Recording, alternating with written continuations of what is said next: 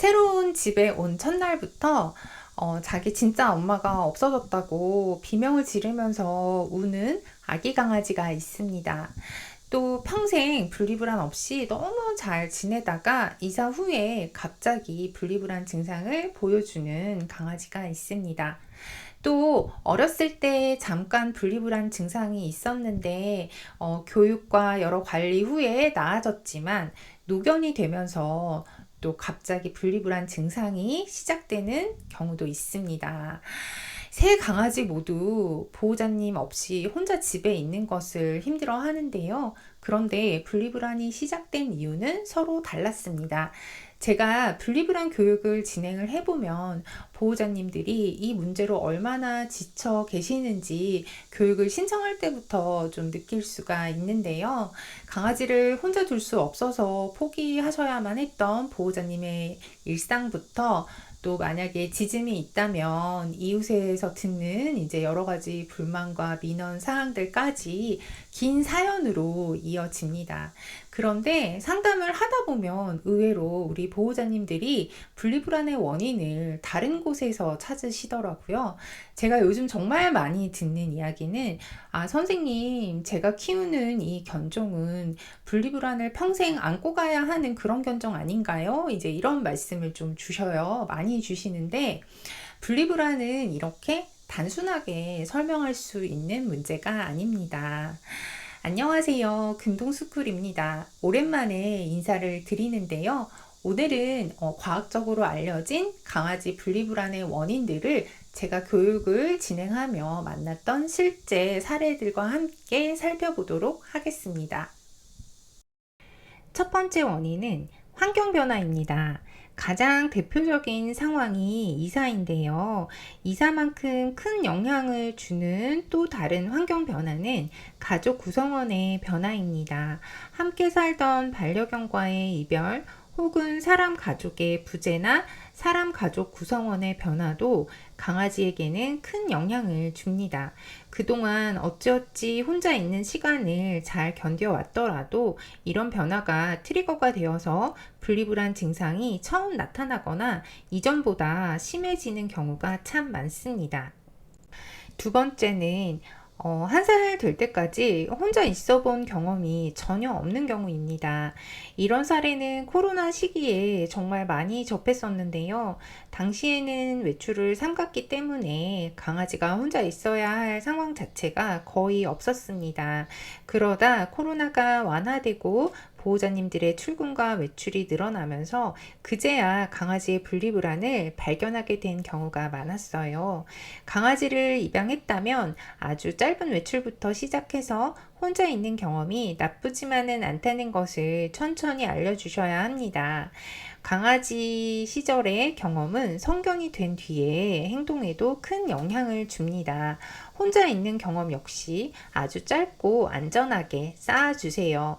이 시기를 놓치면 성견이 된 뒤에 더 많은 시간과 노력이 필요할 수 있습니다. 세 번째는 새로운 집에 온 첫날부터 혼자 남는 것을 힘들어하는 경우입니다. 집에 온 첫날부터 보호자가 시야에서 사라지는 순간 울고 어쩔 줄 몰라 하는 퍼피들의 이야기를 종종 듣습니다. 아직 보호자님과 오래 지내지도 않았고 긴 외출을 경험하기도 전인데 이런 반응을 보이는 경우에는 입양 전의 경험이나 타고난 기질 등 여러 가지 가능성을 생각해 볼 수 있습니다. 다만 정확한 원인을 하나로 단정하기는 어렵습니다. 반대로 처음에는 별 다른 증상이 없었는데 입양하자마자 진행한 긴 외출이 강한 불안한 경험으로 남아서 분리불안이 시작되는 경우도 있습니다. 퍼피이든 성견이든 강아지를 입양하면 새로운 환경에 적응할 시간을 주셔야 합니다. 반드시 홈캠을 통해서 보호자가 외출한 뒤의 모습을 확인해 주세요. 강아지가 조금이라도 불안해 한다면 긴 외출부터 시작하지 말고 새로운 집에 적응할 수 있도록 도와주셔야 합니다. 특히 매일 출근하시는 보호자님들은 출퇴근 외에 추가 외출을 강아지가 집에 완전히 적응할 때까지 가능한 한 줄여주세요. 새로운 집에서 매일 10시간 이상 혼자 있는 것은 강아지에게 정말 어려운 일입니다. 그 긴 시간을 견디고 있는 것만으로도 정말 굉장히 대단한 일이거든요. 다섯 번째는 통증이나 질병 같은 건강 문제입니다. 이런 상황은 분리불안뿐 아니라 다른 행동 문제를 교육할 때도 자주 접합니다.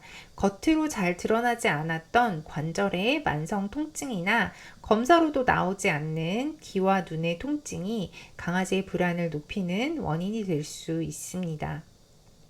여섯 번째는 노견에게 나타나는 분리불안입니다. 그동안 분리불안이 전혀 없었던 강아지도 나이가 들면서 갑자기 증상을 보일 수 있습니다. 인지기능 장애와 함께 나타나기도 하고 노화로 인한 통증이나 질환의 불편함 때문에 혼자 있는 상황을 힘들어할 수도 있습니다. 일곱 번째는 성장 과정의 한 시기에 분리불안 증상이 나타나는 경우입니다.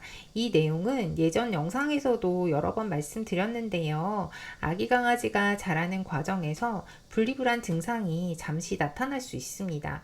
이때 대처를 잘못하면 사춘기나 어린 시절 잠깐 앓고 지나갈 문제가 평생의 짐이 될 수 있습니다.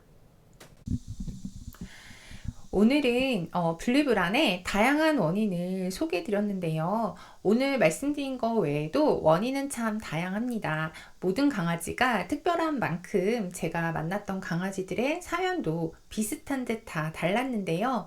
하지만 그렇다고 해서 교육의 핵심 원칙이 달라지는 것은 아닙니다. 원인이 다양하더라도 교육은 강아지의 현재 상태에 맞춰서 CSAT 프로토콜로 단계적으로 진행합니다. 같은 원인이라도 비교적 짧은 기간에 분리불안이 완화되는 경우도 있지만 또 같은 원인인데 장기적으로 교육을 진행해야 하는 그런 경우도 있습니다. 다음 시간에는 분리불안 교육이 장기화되는 경우에 대해서 설명을 드리도록 하겠습니다.